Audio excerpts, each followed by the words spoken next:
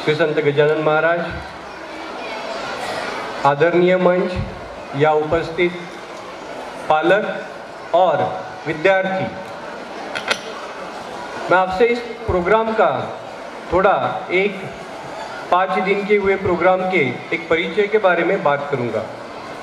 ये जो उत्सव हुआ है, ये उत्सव जिसे हम लोग छोटे नज़र से न देखते हुए एक बड़े नज़र से अगर देखेंगे तो ये महोत्सव कहलाएगा, क्योंकि इस उत्सव के लिए सर एक जो संस्कृत का वर्ड है, एक लाइन है, वसुदेव कुटुंबकम, कि सारा पृथ्वी पूरी जग ही एक फैमिली की तरह रहती है।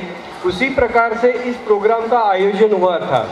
इस प्रोग्राम में स्पेशली सिर्फ बच्चों के लिए ही नहीं तो सभी लोगों के लिए आयोजन हुआ था। जो भी खेल हुए हैं या ये आज का कल्चरल प्रोग्राम है, ये हमारे बच्चों के लिए हुआ था। कल एक एक्टिविटी गेम पेरेंट्स के लिए भी हुई थी और जितने भी अमरावती वाले लोग थे इन सब के लिए अरेंजमेंट था। यानी इस प्रोग्राम का, पूरे प्रोग्राम का आयोजन सिर्फ स्कूल तक सीमित नहीं था, तो ये पूरे अमरावती के लिए आयोजन था और इसे पूरा करने के लिए हमारे पूरे टीचर्स, पूरा स्टाफ मराठा शिक्षण संस्था के अंतर्गत जो आता है, इन सभी का काफ़ी बड़ा हाथ है। इस प्रोग्राम को पूरा अच्छी तरीके से सफल बनाने के लिए टीचर्स ने पूरी तैयारी दिवाली से शुरू की थी और आज जो प्रोग्राम आपके सामने प्रस्तुत होने वाला है या पिछले 4 दिनों में हो गया है, उसकी पूरी तैयारी, दिन रात पूरी मेहनत, ये 1.5 महीने का पूरी मेहनत का नतीजा है। मैं कुछ बच्चों और टीचर्स को स्पेशल थैंक्स दूंगा, पूरे टीचर्स को और कुछ बच्चों को भी और पेरेंट्स को भी। उसका एक छोटा सा परिचय इस प्रकार से कि अभी आप सभी को ही पता है कि वायरल की वजह से बच्चे भी बीमार हो रहे हैं, बड़े भी बीमार हो रहे हैं। तो पूरे प्रोसेस में बच्चे तो बीच में एब्सेंट रहे बीमार होने की वजह से, लेकिन साथ में टीचर भी बीमार हुए। मैं जैसे आज के हमारे कोऑर्डिनेटर सिमोनी मतानी मैडम, ये बीमार होने के बाद भी स्कूल आए। स्कूल आने के बाद इनको चक्कर आ गई तो हमने हॉस्पिटल में एडमिट कर दिया, लेकिन फिर भी दूसरे दिन फिर से 8:30 बजे मैडम बैग लेकर हमारे स्कूल में आए, क्योंकि उनको ये पता था कि सर बच्चे मेरे हैं, तैयारी मेरी है और वो रिस्पॉन्सिबिलिटी मेरी है, तो मुझसे घर में रहा नहीं जाएगा।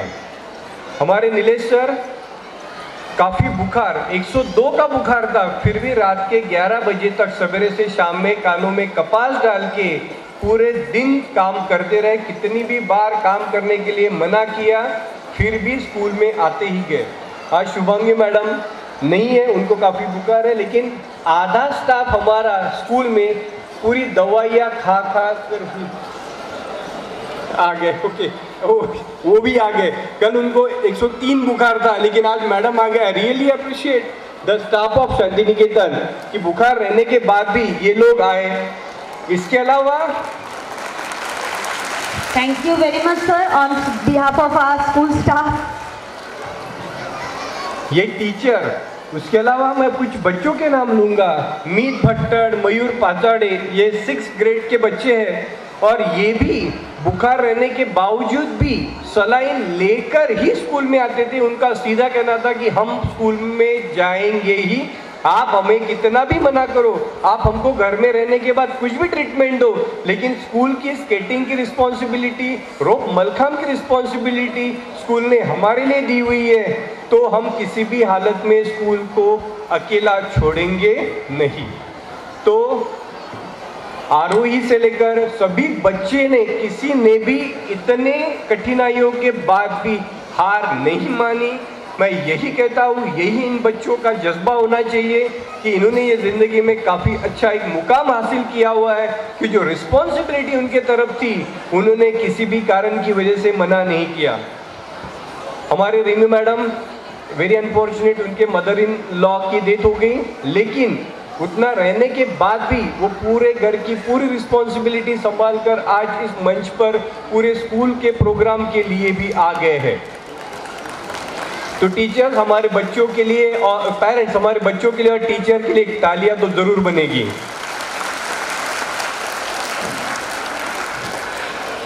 इस पूरे 5 दिन के आयोजन में आधे भारत की यानी नॉर्थ ईस्ट से लेकर तक कन्याकुमारी, महाराष्ट्र, तेलंगाना, हैदराबाद, कर्नाटक, तमिलनाडु, केरला, इन सबको सर ने देखा हुआ है। तो सर मैं छोटी सी बात हमारे स्कूल की आपके सामने पेश करूंगा। शायद वो थोड़ा एग्जैगरेशन होगा या मुझे पता नहीं, आप मुझे बताइए। लेकिन इस बार हमने रोबो रेस का आयोजन किया था। मेरे हिसाब से तो भी ये भारत में पहला रोबो रेस हुआ होगा जो ग्रेड 3 टू ग्रेड 7 के बीच में हुआ होगा। शायद हमारे नॉलेज में नहीं है कि किसी स्कूल में ये अरेंजमेंट अप टू 7 ग्रेड में हुआ है, लेकिन हमारे बच्चों ने काफ़ी अच्छे तरीके से इसमें पार्टिसिपेट किया था। इसका हमें काफ़ी अच्छा फक्र हुआ। हमारे इस पूरे प्रोग्राम का एक विशेष आकर्षण था। इसके अलावा फ्लोरल एग्जीबिशन जो राजापेट राजकमल के एक साइड में हुआ करता, जो इसी परिसर में होता है, ये अमरावती के दूसरे छोर पर हमारे स्कूल ने इस साल से शुरू किया है और जो हर साल रहेगा। इसमें सभी पार्टिसिपेंट्स ने आयोजन किया हुआ है। मैडम का आप उम्र देखिए और इन्होंने अपने एक जिसे हॉबी कहते हैं प्लांट से रिलेटेड गार्डनिंग की, तो मैडम के इतने सुंदर वहाँ पर काफ़ी सारे पॉट्स भी आए हुए हैं। तो मैडम थे उस दिन, सर भी आए थे, शाह मैडम भी आए थे। तो इनकी उम्र Ghurde sir, Ghurde madam, Shah sir madam, sorry, इनकी उम्र 90 अब है और 90 साल की उम्र के बाद भी वो लोग फ्लावर एग्जीबिशन में पार्टिसिपेट करते हैं। इन जैसे रति महारथियों को हमारी तरफ से विशेष सलाम। फ्लोरल एग्जीबिशन के लिए यहाँ पर जो मंच पर मग्गीरवार मैडम है यहाँ नहीं है, तो डॉक्टर खेड़कर सर, उसके अलावा शशांक देशमुख सर, यहाँ पर बोबड़े सर, शरद बोबड़े सर, ये मेडिकल ऑफिसर है, लेकिन वहाँ पर जितना भी पूरा एक जिसे हम लोग कहेंगे फ्लोरल एग्जीबिशन में बोनसाई का जो यूनिट था वो बोबड़े सर का था और उस बोनसाई के प्लांट्स करीबन 35 साल पुराने भी है। तो इस उम्र में भी इनका जज्बा अपना कायम है और ये अपनी हॉबी को भी कंटिन्यू रखते हैं। तो मेरी सभी बच्चों से और बड़ों से ये गुजारिश है कि हमें इन लोगों से कुछ सीख लेनी चाहिए ताकि हमारे ज़िंदगी के नेक्स्ट पड़ाव में भी 60 के बाद भी हम लोगों को मार्गदर्शित करते रहे। और फ्लोरल एग्जीबिशन के लिए मेरा स्पेशल थैंक्स है एक संजू दादा काड़े जो यहाँ नहीं आए। उन्होंने हमारे और गार्डन क्लब्स के बीच में एक स्पेशल कोऑर्डिनेशन करवाया और इस प्रोग्राम का आयोजन हमारे बीच में करवाया। ये पूरा एंकरिंग बच्चों ने ही किया हुआ है। आज का स्टेज का एंकरिंग सिर्फ हमारे टीचर कर रहे हैं। जब स्टेज के बाद एक्टिविटी स्टार्ट होगी तो ये एंकरिंग भी बच्चे ही करेंगे। और मुझे बोलते हुए थोड़ा सा प्राउड फील हो रहा है कि वो बच्चे ग्रेड 1, ग्रेड 2, ग्रेड 3, ग्रेड 4 के थे। तो इतने छोटे उम्र में भी बच्चों ने स्टेज को अच्छी तरीके से हैंडल किया। ये हमारे टीचर्स की काफ़ी बड़ी अचीवमेंट है और इसके लिए भी मैं उनको काफ़ी अप्रिशिएट करता हूँ। Thank you teachers. Thank you very much, sir.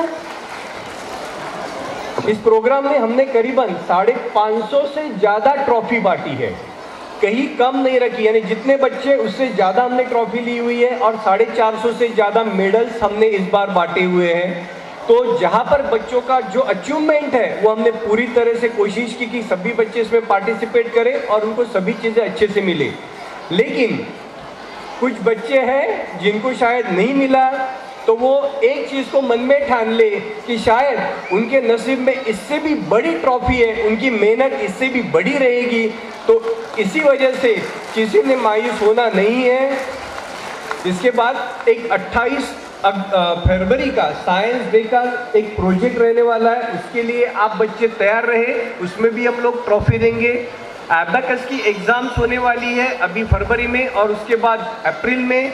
ये 2 एग्ज़ाम के लिए आप अच्छे से प्रिपेयर करें, आपको उसमें भी ट्रॉफी ज़रूर मिलेगी।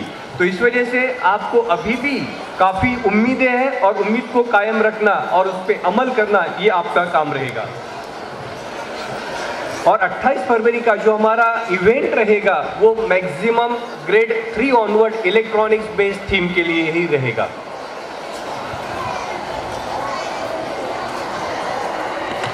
तो इस प्रोग्राम को पूरी तरह से सफल बनाने के लिए जो भी लोग डायरेक्टली इनडायरेक्टली यहाँ पर है, स्पेशली थैंक्स टू पेरेंट्स कि जिन्होंने पूरा पार्टिसिपेशन हम लोगों को दिया, बच्चों को पूरे तैयारी के साथ भेजा और हमारे साथ आखिरी वक्त तक रहे और इस प्रोग्राम को सफल बनाने के लिए हमें प्रोत्साहित भी किया।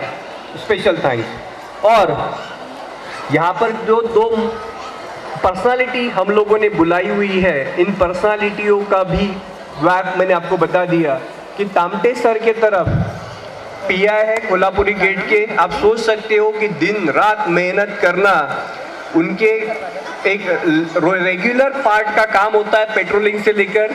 और मैं एक सर को स्पेशल थैंक्स दूंगा, शिवरामकृष्ण सर की जो पेट्रोलिंग की गाड़ी रहती है वो रेगुलरली जाती है और काफ़ी बार खड़ी भी रहती है, तो इनकी वजह से हमारा एरिया पूरी तरह से प्रोटेक्टेड है और हमको काफ़ी फील होता है कि चलो एक हम लोग अच्छी जगह पर है। I really appreciate and thanks to Gajanan Tamte sir. तो इन दोनों विभूतियों को आप अच्छे से सुने, क्योंकि मैंने आपको शिवरामकृष्ण सर के बारे में बताया कि इनके साथ में आधा भारत है जो सीबीएसई के लिए वर्क करता है। तो आप सोचो कितनी बड़ी रिस्पॉन्सिबिलिटी इन दोनों की तरफ है, और हम भी हमारे बच्चों को भी इसी तरह बनाए जो अपनी देश की सेवा कर सके। तो मैं अपने शब्दों को विराम देते हुए आप सभी का धन्यवाद बोलता हूँ। धन्यवाद।